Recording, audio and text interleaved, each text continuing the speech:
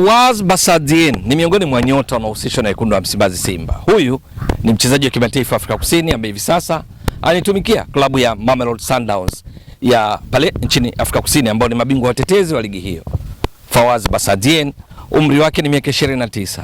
Guu lake lenye nguvu zaidi ni la kushoto. Anahusishwa na wekundu wa Msimbazi Simba kwamba anakwenda kuiongezea nguvu katika eneo la ulinzi katika nafasi ya beki wa kushoto ambako hivi sasa wanaocheza ni pamoja na Anthony Mligo, ni pamoja na Nabi Kamara. Sasa yeye kwa uzoefu wake na uwezo wake mkubwa ambao ameshauthibitisha mara kadhaa katika ligi kuu ya Afrika Kusini na pia kwenye michuano ya CAF, hasa kombe la shirikisho barani Afrika msimu uliopita, matarajio ni kwamba akitua Simba anaweza kuongeza kitu katika kufanikisha mipango ya Simba kwa msimu huu wa 2025-26 na kuendelea. Anakwenda kuungana na kocha wake wa zamani Steve Barker ambaye ndiye aliyemsaidia kwa kiasi kikubwa kung'ara kiasi ya kwamba akasajiliwa na Mamelodi Sundowns. Iko vipi? Huyu Fawaz Basadien alikuwa na Steve Barker msimu uliopita 2024-25 ambapo kwa pamoja walifanya makubwa sana. Moja wapo ilikuwa ni kumaliza katika nafasi ya 3 katika ligi kuu ya Afrika Kusini na hivyo kwa mara nyingine tena kupata tiketi ya kuwakilisha taifa la Afrika Kusini kwenye michuano ya klabu ya CAF. Hivi sasa Stellenbosch inawakilisha Afrika Kusini kwenye michuano hiyo ya kombe la shirikisho na ingali imeanza vizuri, inafanya vizuri. Lakini msimu uliopita katika michuano hiyo ya kombe la shirikisho walifika nusu fainali ambayo ni rekodi kwao tangu kuanzishwa kwao kuwahi kufikia hatua hiyo, na hata wakati michuano ikianza hakuna yeyote aliyekuwa akiitabiria makubwa Stellenbosch kwamba itakwenda mbali zaidi mpaka kufika nusu fainali. Kuingia kwake tu hatua ya makundi ya kombe la shirikisho ilikuwa gumzo, lakini ikafika nusu fainali huku miongoni mwa nyota waliong'ara sana na kuiwezesha kupata matokeo hayo mazuri hadi kufika nusu fainali pale ilipotolewa na wekundu wa Msimbazi Simba kwa jumla ya mabao 1-0 baada ya kufungwa bao 1-0 New Amani Complex visiwani Zanzibar wakati Simba ikicheza nyumbani. Halafu kule nchini Afrika Kusini wakati wakicheza kwao mechi iliisha kwa suluhu na hivyo wakatolewa kwa tofauti hiyo ya bao 1. Ikaibua pongezi nyingi kwa Stellenbosch na miongoni mwa wale waliofanya vizuri na kumiminiwa sifa kemkem ni pamoja na yeye Fawaz Basadien, lakini pia na kocha wake Steve Barker ambao kwa pamoja walikuwa gumzo nchini Afrika Kusini. Leo hii Steve Barker hayupo Stellenbosch. Juzi tu ametambulishwa kwa wekundu wa Msimbazi Simba na tayari ameshaanza kazi akiwa ameungana na Selemani Matola katika kuimarisha benchi la ufundi la wekundu wa Msimbazi Simba, lakini akiwa ametua pia na wataalam kadhaa kwenye benchi lake la ufundi akiwemo Prinil Dean kutoka nchini Afrika Kusini ambaye pia aliwahi kuwa performance analyst, mchambuzi wa ufanisi kwa timu yake na timu za wapinzani akiwa Mamelodi Sundowns na klabu nyingine kadhaa. Ameungana na Steve Barker katika klabu ya wekundu wa Msimbazi Simba. Yupo pia Sibusiso Makula ambaye yeye ni kocha wa viungo, ameungana pia na Steve Barker katika klabu ya wekundu wa Msimbazi Simba. Ndani ya Simba pia kuna Neo Maema aliyetoka Mamelodi Sundowns.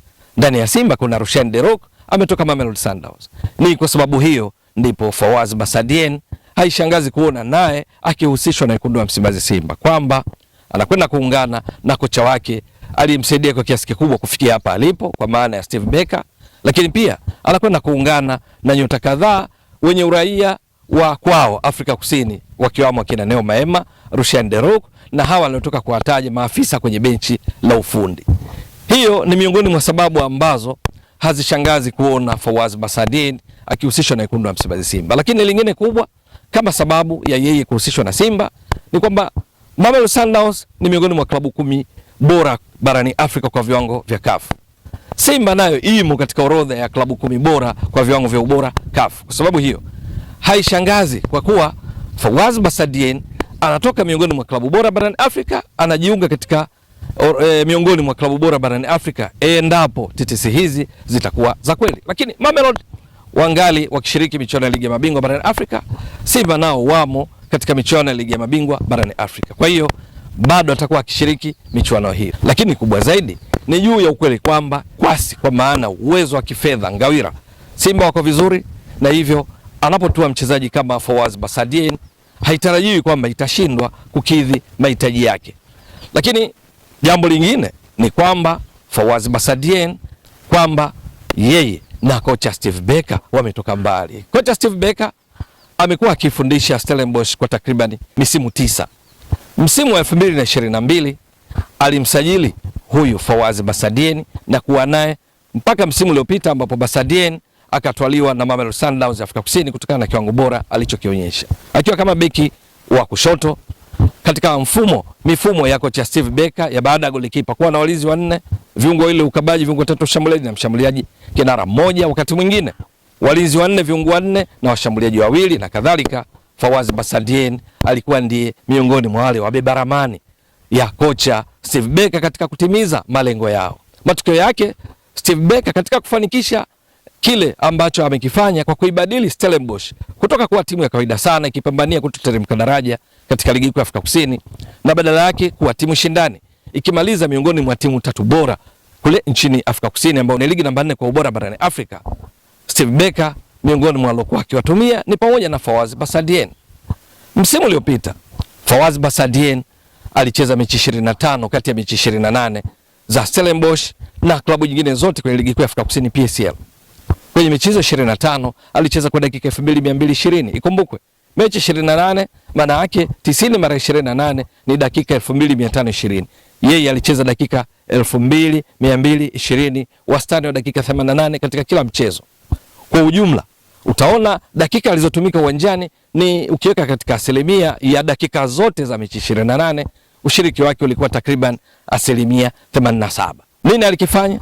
Fawaz Basadien akaonyesha namna ubora wake ulivyokuwa na manufaa kwa Stellenbosch. Kwa msimu mzima alipiga cross 150, ikionyesha ubora wake kwamba timu inaposhambulia yeye anakwenda kuongeza mapana ya uwanja na kupiga cross, akitoa fursa kwa winga wa upande wake kuingia ndani kuungana na mshambuliaji wa kinara na hivyo kuongeza idadi ya wanaoshambulia. Wanaposhambulia yeye hubadilika na kuwa kama kiungo wa ushambuliaji. Ni playmaker kabisa.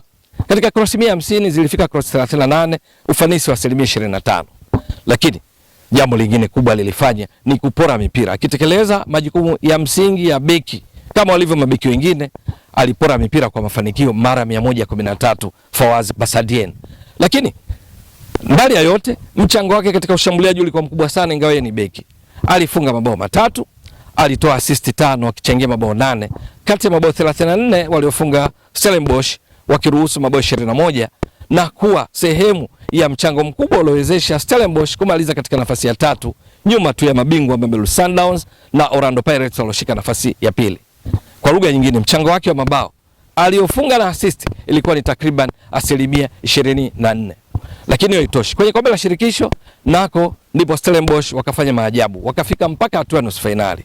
Kufika nusu finali kuanzia hatua ya makundi, mechi 6 hatua ya makundi, 2 za robo finali, halafu 2 za nusu finali, jumla zinakuwa mechi 10, yeye alicheza mechi 8. Katika mechi hizo alifunga bao 1, akatoa assist 2, akichangia mabao 3 kati ya mabao 7 aliyofungwa na Stellenbosch katika mechi hizo za kuanzia hatua ya makundi mpaka nusu finali, ikiwa ni mchango wa asilimia 43 ya mabao yote. Maana alichangia mabao 3 kwa maana ya kufunga na assist, huko Stellenbosch wakifunga mabao 7. Unaweza kaona yeye ni beki, lakini alikuwa ndiye mhimili pia katika kushambulia. Katika mechi hizo alifanya ball recovery, ile kupoka mipira kutoka kwa wapinzani kuleta katika himaya ya timu yake Stellenbosch mara 22. Lakini sio hilo tu, alifanya tackling 12, ni kuingia uvunguni mwa wapinzani, kucheza mpira bila kusababisha madhara kwa maana ya faulo.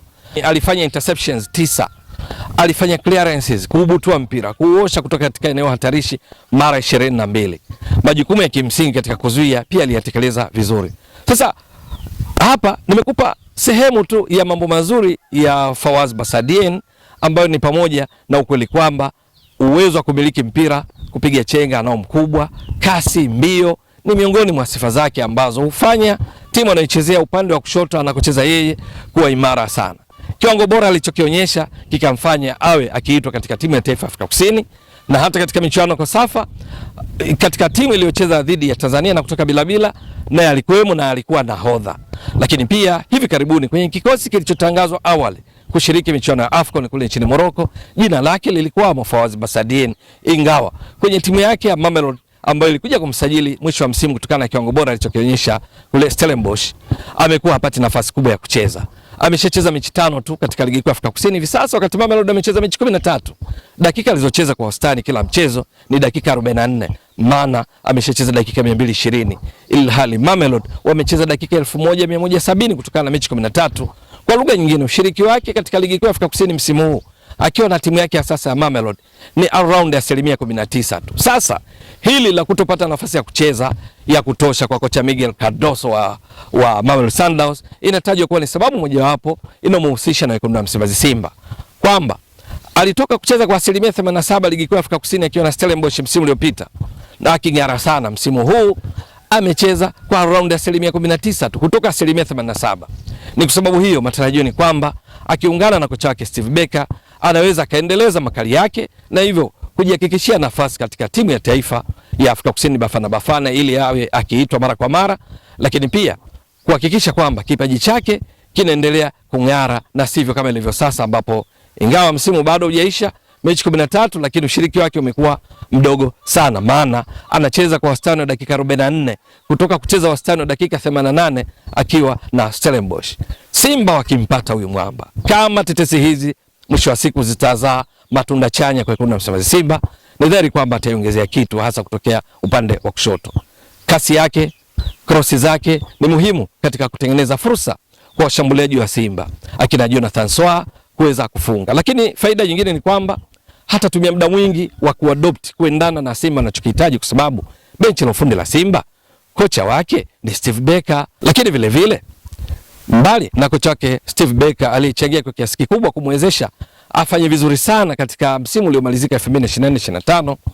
Fawaz Basadien anakutana na baadhi ya raia wenzake wa Afrika Kusini kama alivyotoka kuwataja: Neo Maema, Rushaine De Reuck, Prenil Dean, Steve Barker mwenyewe kocha, lakini pia kocha wa viungo na maanisha Sibusiso Makula. Kuna mengi mazuri endapo atatua walau kwenye makaratasi. Labda kwa uwanjani inaweza kuwa tofauti, lakini kwa kile ambacho ameshakifanya Fawaz Basadien huku aliko, kwa maana klabu ya Stellenbosch alikotoka Mamelodi Sundowns, lakini pia akiwa chini ya Steve Barker, matarajio ni kwamba ataongeza kitu ndani ya Simba, kuongeza ushindani kwenye eneo la ulinzi wa kushoto, lakini pia kuleta uzoefu wake ndani ya Simba. Lakini vile vile changamoto hazikosekani. Changamoto mojawapo ni kwamba anatua katika klabu ya Simba ambayo ina mzigo mkubwa wa kupindua meza ya kibabe katika michuano ya ligi ya mabingwa barani Afrika. Mechi 2 walizocheza katika kundi lao la D, Simba wamepoteza zote.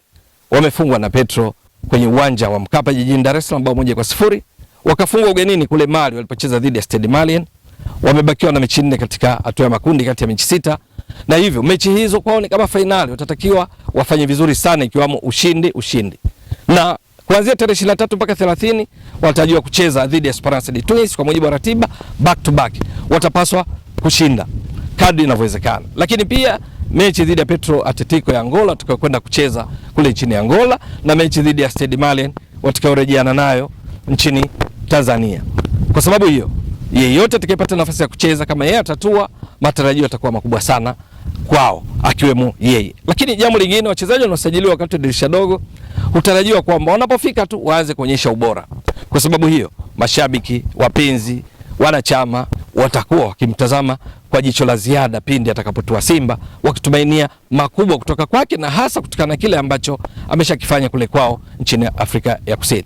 Katika upigaji wa cross anatakiwa kuboresha, kwa sababu unaona katika ligi kuu Afrika Kusini msimu uliopita cross 150 zilizofika 38. Manake zilizobakia zote zilishia kupotea na hivyo kuwa sehemu ya upotezaji wa mipira. Lazima aboreshe eneo hili ili yeye asiwe sehemu ya kupoteza mipira pindi akijiunga na wekundu wa Msimbazi Simba, ambao changamoto yake, pressure iko kubwa, sio tu kwenye ligi ya mabingwa kama nilivyotoka kueleza, lakini pia ligi kuu Tanzania bara ambako hawajalitwaa taji lake kwa misimu 4 mfululizo.